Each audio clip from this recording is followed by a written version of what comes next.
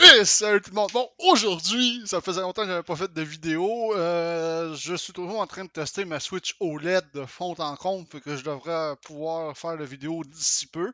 Mais là, aujourd'hui, on va parler des Alder Lake, les nouveaux processeurs d'Intel qui sont supposés de faire très très mal à AMD et des benches ont déjà fui de ce côté-là. Fait que ici sur Clubic, on peut voir des spécifications pour les fameux processeurs. Bon, pas de grande nouvelle. Ce qui est décevant, c'est que tout ce qui est gros processeur, tout ce qui est du 12600K, 12900K et 12700K, c'est du TDP à 125 watts. Fait que ça, c'est extrêmement, extrêmement décevant de ce côté-là. Le i5 12400, je pense que ça va être vraiment le processeur que le monde risque de s'arracher dans cette génération-ci, parce que 65 watts de TDP, 6 cards, 12 trades, maximum, max boost à 4.4, c'est pas ce qu'il y a de plus fabuleux, mais c'est pas ce qu'il y a de pire de ce côté-là, parce que regardez le 12600K à 4.9, ça c'est pas une... Il ne monte pas tout à fait à 5, le TDP à 125 watts, c'est quand même un peu, je dirais, très décevant pour la série haut de gamme de chaque catégorie de ces processeurs-là. Fait que c'est du 125 watts de TDP. Il n'y a rien de nouveau là-dedans. Je pensais qu'au moins Intel ferait un effort pour ramener le TDP à 95, mais encore là, ça a l'air que ça se fera pas pour tout de suite pour les processeurs haut de gamme de ce côté-là. Fait que, tu sais, ils disent, rappelons que ce modèle vers le milieu de gamme se distingue des autres Alder Lake. Dit efficace, il est architecturé autour de 6 Golden Cove, le cœur performant de la nouvelle architecture signée Intel. Bon, ok. Fait que, tu sais, à date, ça promet, mais encore là, tu sais, regardez, là, on disait qu'Intel allait prendre beaucoup, beaucoup d'avance sur AMD. Sur Cinebench, regardez, le 10900K versus le 5950 qui a aussi autant de cœur. Tu sais, ils sont pas très loin parce que 10900K, c'est un 8 cœurs, 24 trades. Mais c'est un 8 plus 8. Dans le fond, c'est un 16. C'est un peu bizarre la façon que l'architecture marche de ce côté-là parce qu'ils disent cœur, 8 cœurs plus 4 cœurs. Ok, c'est des 12 cœurs, 20 trades. C'est un peu particulier. Ils ont plus de cœurs, mais quand même. Le 5900X, il est quand même pas si loin que ça, ni le 3900X non plus. Fait que c'est quand même, oui, il y a une avance, mais on s'attendait à une grosse avance. Hey, ça parlait de 50% de plus, tu sais. Fait que la date du 4 novembre va être la date de lancement et les Alder Lake ne pourraient concerner que les modèles K. Évidemment, ils vont sortir les hauts de gamme en premier avant de sortir les bas de gamme. Puis le i5 12400K, que selon moi, ce que j'ai vu côté spécification, serait peut-être le meilleur choix de toute catégorie pour les purs gamers. Ok, ça va fonctionner en DDR5, mais moi je vais vous dire franchement, si vous avez un système présentement qui est assez récent, même s'il fonctionne en DDR4, je vous conseillerais de le garder pareil pour le toffer encore quelques années. Parce que la disponibilité de ces processeurs-là, ça va tout être la petite patente à gosse à avoir. Mais encore là, ça promet, mais quand même, tu sais, le i5 12400 est moins à la fête avec. Ok, il peut se comparer qu'au Ryzen 5600. Fait que le 12400K peut se comparer au Ryzen 12400. Ça peut être un excellent choix, surtout si peut-être qu'il est un peu moins cher que le Ryzen 5600X.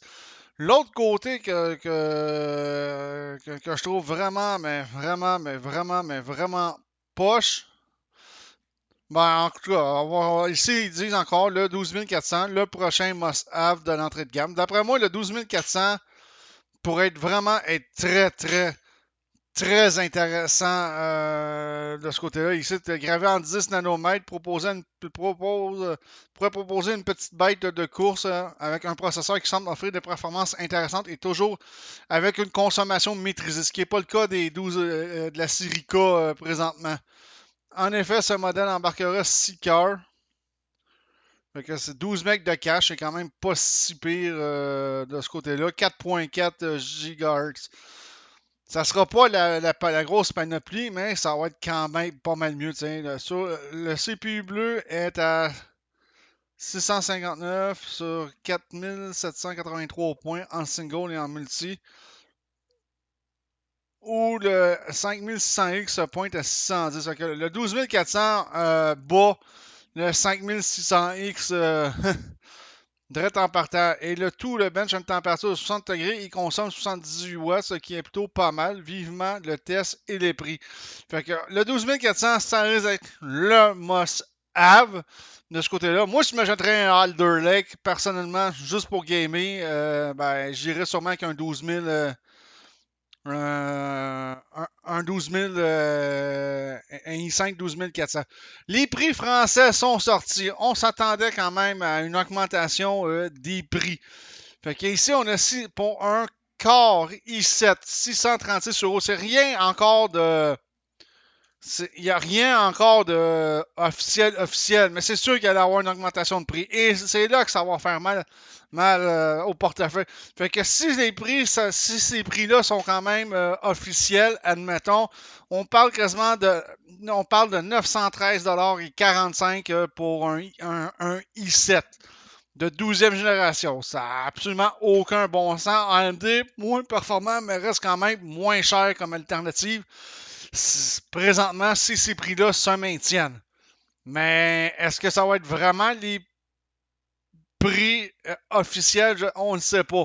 Fait que, tu sais, pour un 12 900K, les gars, 12 900K, ça va être assez épouvantable aussi. On parle, mettons, on parle de 1300$ canadiens pour un 12 900K. Puis pour un i5 321, le i5 devrait peut-être, le 12600K devrait être quand même pas trop pire, malgré que quand même assez cher.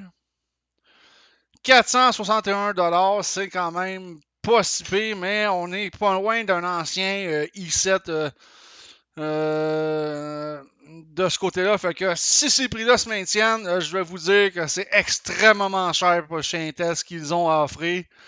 Pour le moment, moi, je vous dirais que si ces prix-là sont véridiques en France, je ne sais pas comment ça va être au Canada, mais c'est sûr que ça va être plus cher au Canada. Au Canada, ça risque d'être de jouer dans les prix qu'on voit ici. Ça risque d'être... moi, à date, je trouve AMD, OK, pour la génération 5000, moins bonne que les Alder Lake. Mais encore là, AMD, l'année prochaine, va annoncer son Zen 4, sa fameuse architecture Zen 4, les processeurs série 7000 aussi. Vous pouvez attendre de savoir ce qu'AMD va annoncer aussi l'an prochain. Parce que je suis sûr que AMD va répliquer aussi de façon, d'après moi, très féroce aussi. Parce qu'AMD a repris beaucoup de poils de la bête dans la course. Fait que, tu sais, à date, l'architecture d'Intel est intéressante. Des gros points négatifs, les prix, ça a vraiment, je trouve à la limite, c'est abusé. Et de un, les TDP de 125 watts sur la série K, je trouve ça inconcevable qu'avec une nouvelle architecture, ils ne seront pas capables de maîtriser ça présentement de ce côté-là. Le TDP à 125 watts, il devrait plus en avoir en 2021 côté processeur.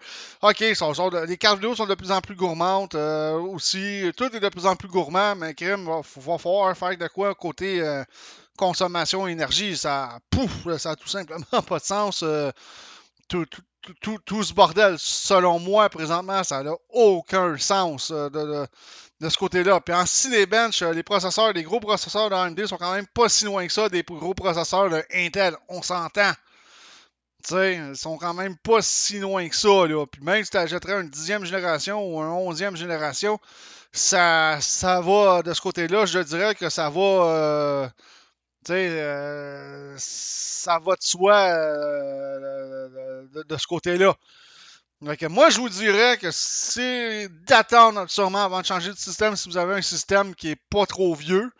Si vous avez un système qui est vieux, mais rendu là, il va peut-être avoir des affaires à faire du côté chez Intel pour la 11e génération. D'après moi, peut-être que les prix vont baisser un peu pour la 11e génération. C'est pas la meilleure génération non plus qui existe, mais ça reste quand même des processeurs très performants de ce côté-là. Fait que ça serait peut-être quelque chose où aller chez AMD.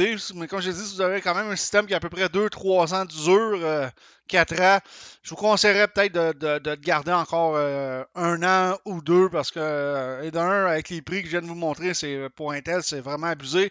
Et de deux, est-ce qu'on va être capable d'avoir suffisamment de processeurs et de cartes mères parce que les scalpers, depuis la pandémie, ils s'amusent fortement à tout prendre de ce côté-là, puis à regonfler les prix encore plus haut de ce côté-là. Fait que ben, vous me direz en commentaire ce que vous pensez des nouveaux Alder Lake. Moi, c'est mon opinion que je viens de donner. Je suis technicien d'informatique et présentement, moi, j'ai un AMD Série 5000 dans mon ordinateur. J'ai aucun problème avec présentement. Puis pour l'instant, ça ne m'incite même pas de retourner chez Intel pour la nouvelle génération de processeurs de ce côté-là. Fait que je vous dis ciao tout le monde. À la prochaine.